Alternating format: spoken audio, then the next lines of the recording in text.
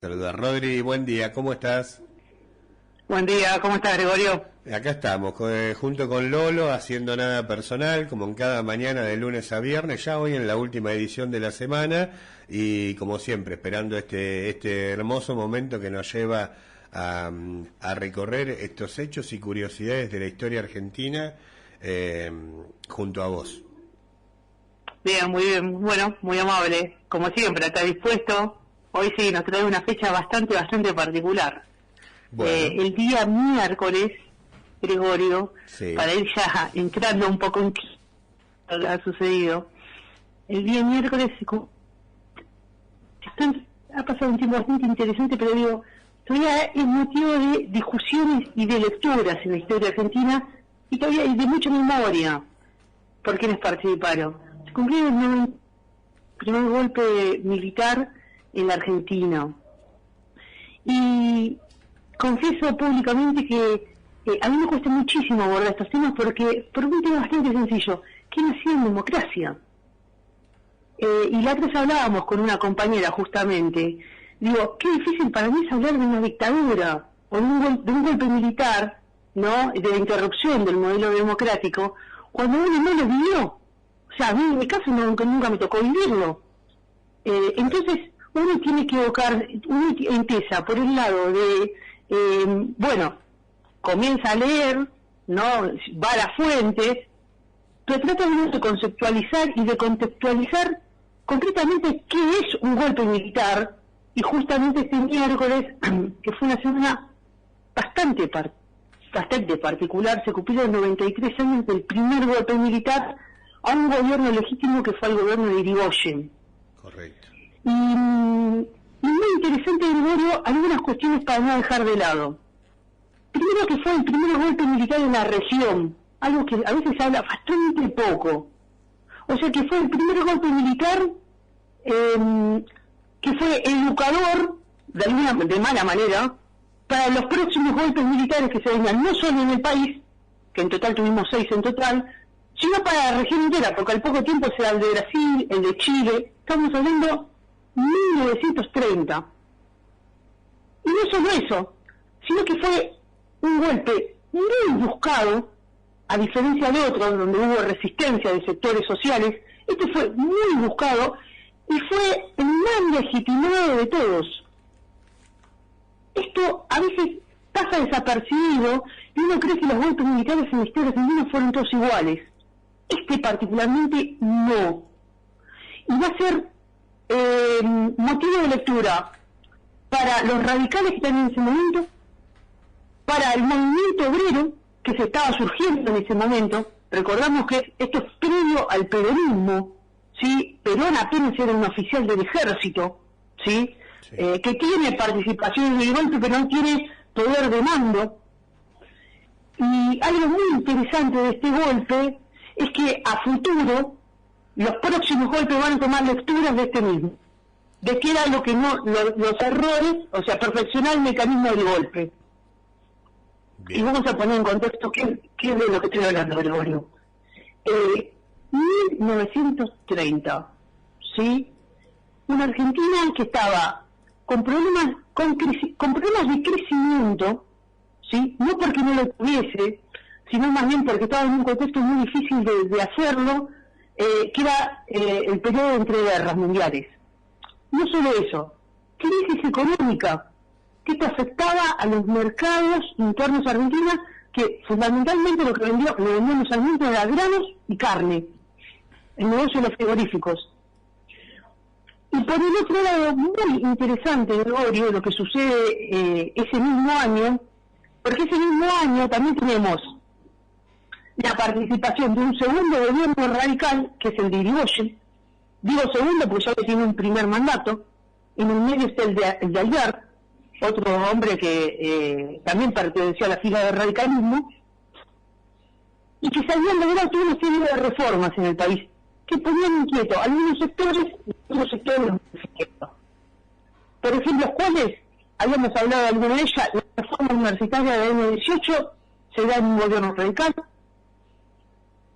Reformas económicas que terminan reconociendo cuestiones sociales del movimiento obrero se da en el gobierno de Alvear, como también las grandes huelgas, y no solo eso, sino que las grandes empresas nacen en este tiempo. Por ejemplo, YPF, ¿sí?, el descubrimiento de los primeros pozos petroleros, se da también en este periodo. Entonces, comienzan a jugarse una serie de intereses muy interesantes, donde algunos sectores sociales de la Argentina, los más concentrados justamente, comienzan a considerar que se están quedando afuera, ¿sí?, de lo que el Estado está haciendo parte. Y en esto hay que ser clarito. El concepto de democracia, ¿sí?, que se logra fundamentalmente una ley que es muy importante ahí, que es la ley 630, que es la que le permite a todos los hombres mayores de 18 años votar, y hacerlo de una forma secreta, obligatoria, digamos, la libertad para los hombres, ¿no?, porque para las mujeres falta mucho tiempo después, para faltar unos años. Estos sectores, y uno de estos sectores es el que está representado, hay dos sectores muy importantes. Uno está representado por Justo, un militar argentino, y otro por Félix de Uriburu, ¿sí? Y ellos comienzan a considerar que se están quedando fuera de este juego. Bien. Cuando se comienza a hablar del golpe en las primeras semanas de agosto, esto es muy interesante, ya se comienza a hablar de golpe militar. Y recaía la posibilidad de que estos hombres la llevaran adelante. Lo que no sabían los militares era lo siguiente: sabían cómo llevar un golpe, o sea, desde lo técnico militar lo sabían, pero no desde lo político. Y yo, recuerden lo que dije cuando arranqué, dije, fue uno de los golpes más buscados y anhelados. Entonces, el gran miedo de los golpistas en ese momento era dar el golpe, justamente, y quedarse cortos políticamente, o sea, sin apoyo. El gobierno de Irigoyen, que la figura de Irigoyen es muy particular, ¿sí?, se queda, nunca se interpretó correctamente qué es lo que sucede con las actitudes que tiene Irigoyen. O no interpreta correctamente el clima de golpe que se avecinaba, o las cargas ya estaban sobre la mesa. ¿Y por qué lo digo esto? Porque justamente el mismo 6 de septiembre, que se cumplieron los 93 años del golpe, sabiendo que el golpe era inminente, ¿sí?, el gobierno de Irigoyen, ¿sí?, justamente con Irigoyen y Martínez a la cabeza, su vice, estaba inerte ante la situación, ¿sí?, totalmente silenciado, ¿sí? Ya para ese momento los principales diarios de la época se hablaban de un gobierno muerto. Literal, esto yo no estoy agregando ni una coma al título de uno de los diarios más famosos, que es La Frondosa, La Crítica y Nación. Hablaban de un gobierno muerto y de la necesidad que alguien lo entierre. Estos eran los títulos de los periódicos de la época. Los intelectuales de ese momento, sí, entre los que se encuentra Leopoldo Lugones, un Borges muy joven, ¿sí?, hablaban de la necesidad de un gobierno provisorio y de la hora de la espada. ¿Sí? A ver, ¿qué se interpreta por la hora de la espada? La necesidad de un hombre fuerte que venga a ponerle orden al desorden. Estamos hablando de un gobierno legítimo, al de Irigoyen, que llega a través de elecciones. Y muy interesante todo lo que se genera en esta situación, porque ese mismo 6 de septiembre, Irigoyen, sabiendo que la situación era muy caliente políticamente, que intelectualmente se había quedado sin apoyo, que al interior del gobierno habían secretarios, como por ejemplo su secretario de guerra, que ya estaba conspirando contra él mismo. La actitud de Irigoyen es muy particular. Lo primero que hace es delega, por una cuestión de salud, el poder en el vice. Y él decide volverse a la Ciudad de La Plata, que es una historia bastante poco conocida. Se le propone que no tome decisiones. ¿Por qué? Porque se consideraba que necesitaba que se quedara en capital tomando las decisiones fuertes de lo que iba a suceder. Bueno, él decide volver a la Ciudad de La Plata. Y en la Ciudad de La Plata es que se entera que el movimiento ya había comenzado. En la mañana del 6 de septiembre de 1930. Fue un golpe donde no se disparó una sola arma. Desde el Colegio Militar de la Nación y desde Campo de Mayo se marcha con Félix de Uriburu a la cabeza hasta el Congreso primeramente y hasta Casa Rosada. Cuando Félix Rodríguez llega a la Casa Rosada, ¿sí? Literalmente no encuentra a nadie, ¿sí? Al único que puede llegar, terminó encontrando algunos ministros de poca decisión política dando vuelta dentro del gobierno de Irigoyen, y querían tener contacto o con el IFE o con el Irigoyen mismo. Bueno, no lo encuentran. Y lo que sí encuentran es muchísimo apoyo popular. Esto se habla bastante poco, ¿sí? Ahora, la pregunta sería, ¿cuál apoyo popular? De los sectores, obviamente, de los sectores más antipersonalistas, ¿sí? De la política argentina en ese momento. Algunos lo nombramos como Lugones, algunos lo nombramos como el propio Borges, un intelectual, dando vueltas en ese momento, publicando su primer, al poco tiempo, su primer libro de poemas, Fervor por Buenos Aires, ¿sí? Y se encuentra políticamente con un escenario desolado. Así llega Félix Rodríguez al poder, ¿sí? En el medio de un gobierno endeudable, con actitudes muy extrañas. Yo vuelvo a repetir, o no interpretaba correctamente la situación, o las cartas ya estaban echadas sobre la mesa, ¿sí? Y cuando presenta su renuncia, ya prácticamente Félix Rodríguez tiene su gobierno, este gobierno militar, ya prácticamente instalado, ¿sí? Para lo que se venía. Y no solo eso, sino que Félix Rodríguez se encuentra con algo muy particular. Se encuentra con el partido que debería estar gobernando retirado, prácticamente, pero con mucho apoyo de lo que era en ese momento el Procurador General de la Nación y la Corte Suprema de Justicia, de preparar todos los documentos legales, ¿sí? Con la idea de que, una idea, ¿no? Que para de que el golpe sea lo más legítimo posible. Y días después, la embajada norteamericana reconoce al gobierno militar de uno como un gobierno provisorio. Digo, es interesante porque, vuelvo a repetir, Irigoyen estaba en pleno retirado y entendía que ya no tenía mucho más que hacer, o nunca terminó de interpretar correctamente la situación de lo que estaba sucediendo. Esto le da pie, para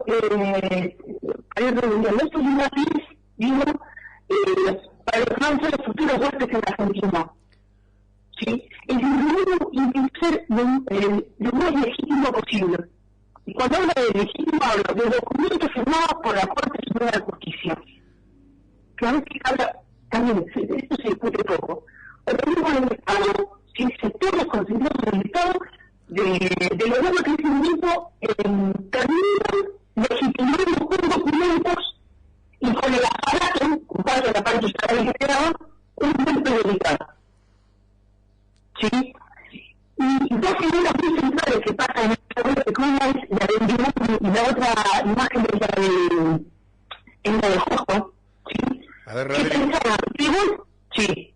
Nada, y te iba a pedir que en los últimos segundos ahí es como que o tenemos una interferencia o pasó algo y dejamos de escucharte bien. Capaz que... ¿Me estás escuchando bien? Si te moves 2 metros del lugar, capaz que... ¿Ahí lo escuchas bien? Sigue teniendo un poquito como de... A ver, ahí, ¿estás escuchando? A ver. Sí. Te escuchamos, pero sale, queda entrecortada la comunicación. Cuando es el turno de... A ver, ahí me puedes escuchar. Ahí. Yo te escucho correctamente. ¿Vos me escuchás bien? Nosotros te escuchamos sí, con un poquito de interferencia. Ahí, por ejemplo, yo te estoy escuchando bárbaro. ¿Sabés qué hacemos, Rodri? Sí. Te llamamos de nuevo y así Dale. se escucha, dale. Así te podemos escuchar bien. Dale. Ahí vamos. A ver.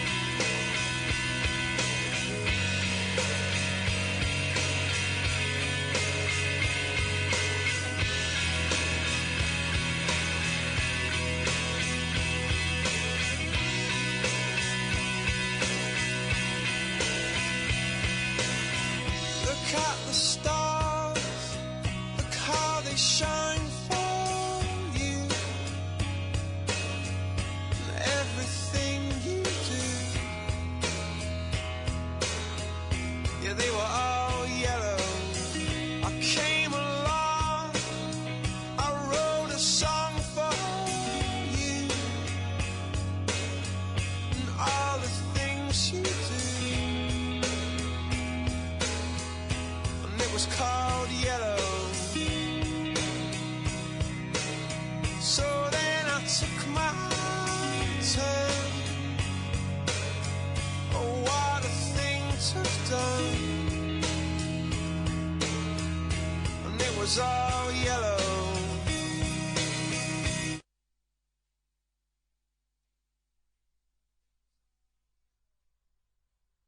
Bien, ahora sí, vamos a ver si lo...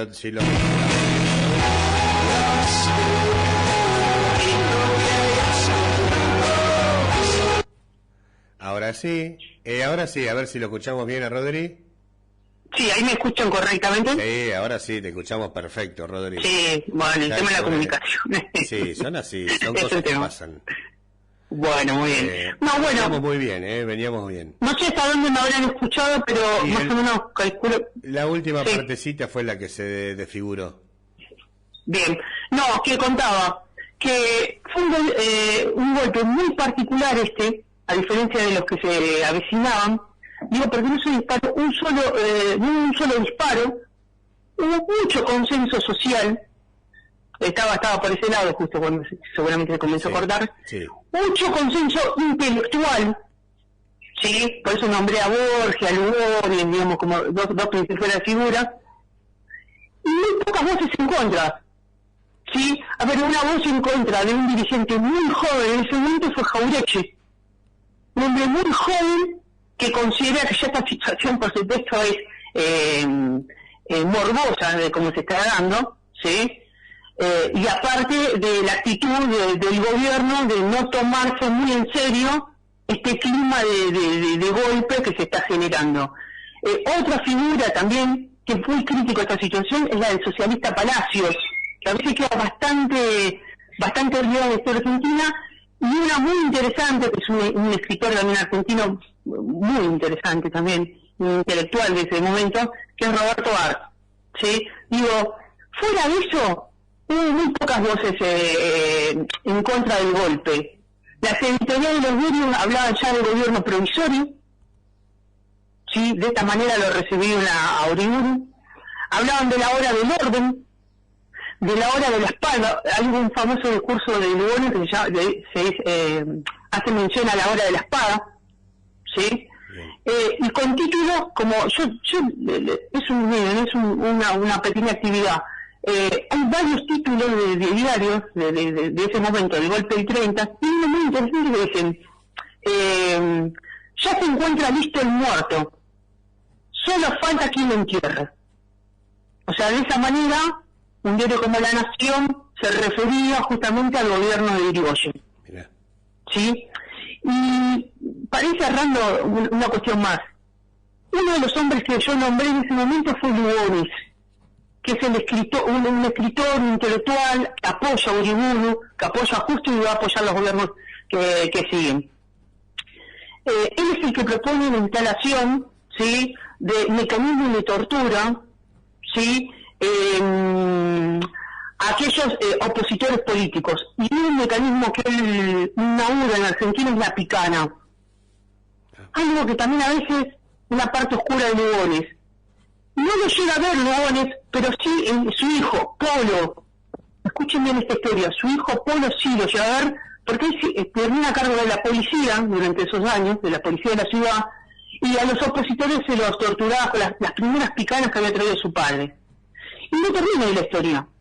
En la década del 70, ya en 1978, habían pasado muchísimos años, el último golpe de los 6, que es el golpe que inicia con Videla, con Macera, Agosti, ¿sí?, la hija, Tibi Lugones, hija de Polo Lugones, nieta de el viejo Lugones, es secuestrada en la ESMA. Hasta hoy está desaparecida. Y los testimonios hablan de que fue torturada con las mismas picanas que había propuesto su abuelo. Mirá vos. Increíblemente, estas cosas, sí, muy curioso, una historia de los Lugones muy particular, porque hablar de la figura de Lugones tal vez es más importante que hablar de la figura de Borges, inclusive a nivel intelectual, de los últimos intelectuales que eran entre los más importantes, y su nieta termina torturada y desaparecida por testimonios de gente que pasó por la ESMA, y Lugones, por el mismo instrumento de tortura que propuso su abuelo en la década del 30. Increíble. Así que bueno, muy interesante para pensar, reflexionar qué es un golpe militar, cómo trabajan los medios, ¿sí? Y qué nivel de apoyo y consenso se genera. Y esto para cerrar, no hay golpe en la historia argentina, ¿sí? Más anhelado, ayer justo lo hablábamos con una compañera, más anhelado y buscado que este. Fue buscado por todos los sectores sociales.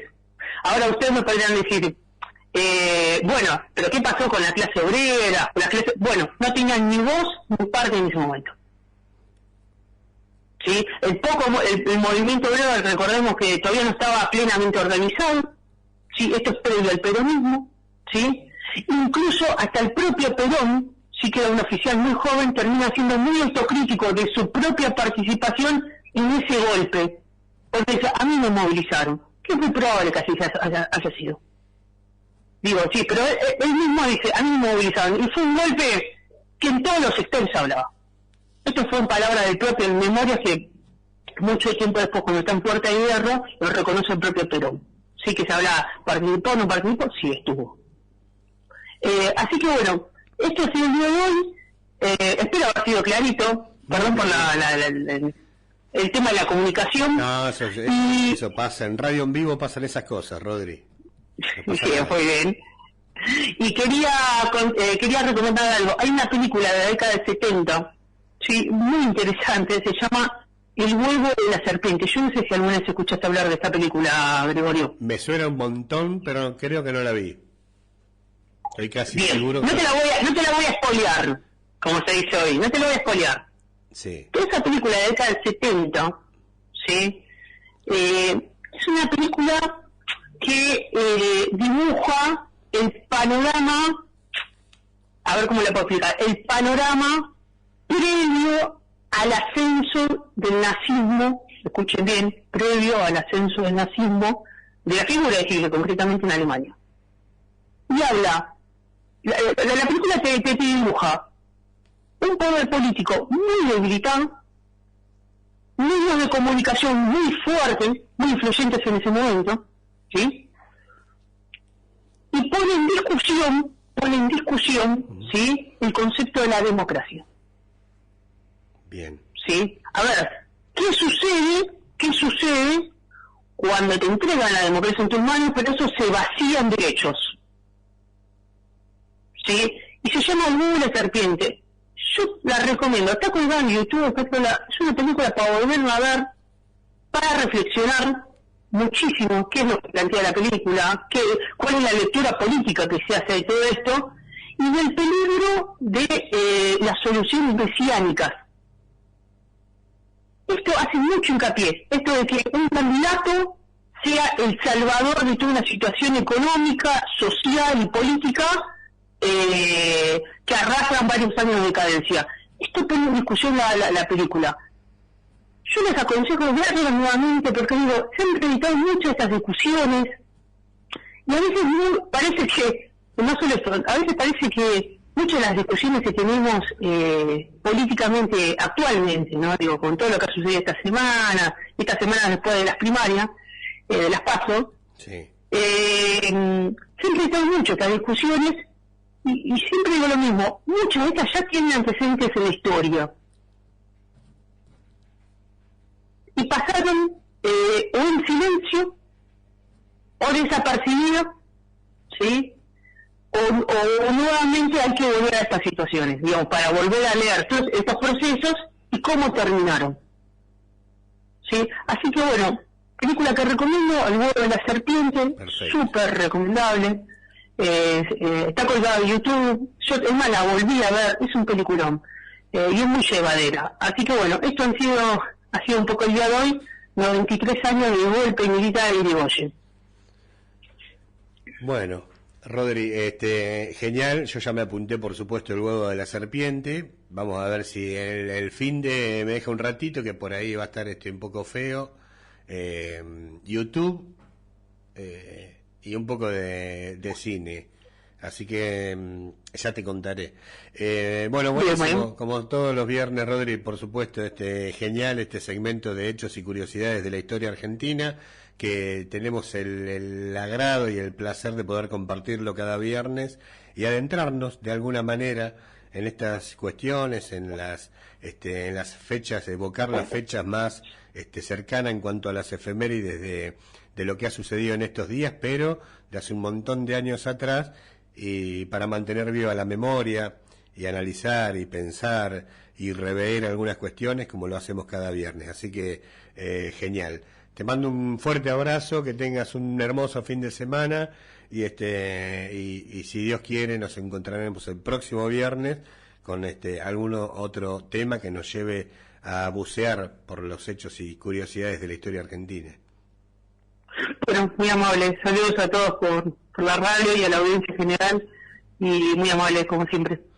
Te mando un abrazo, Rodri. Chau, chau. Gran abrazo, Gregorio. Chau, chau. Bien, ahí pasaba entonces desde la ciudad de La Plata nuestro historiador de cada viernes, Rodri Goiti, evocando alguna fecha particular, en este caso la del pasado 6 de septiembre, con el primer golpe militar, el derrocamiento de Hipólito Yrigoyen, que siempre está buenísimo, ¿no?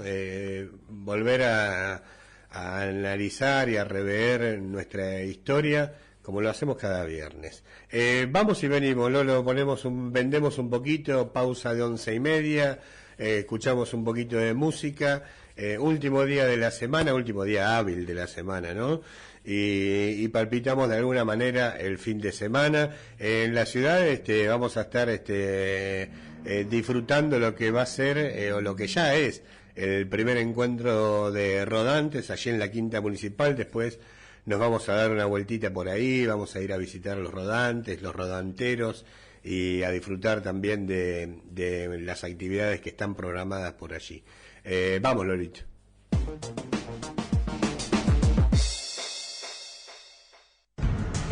Expotan.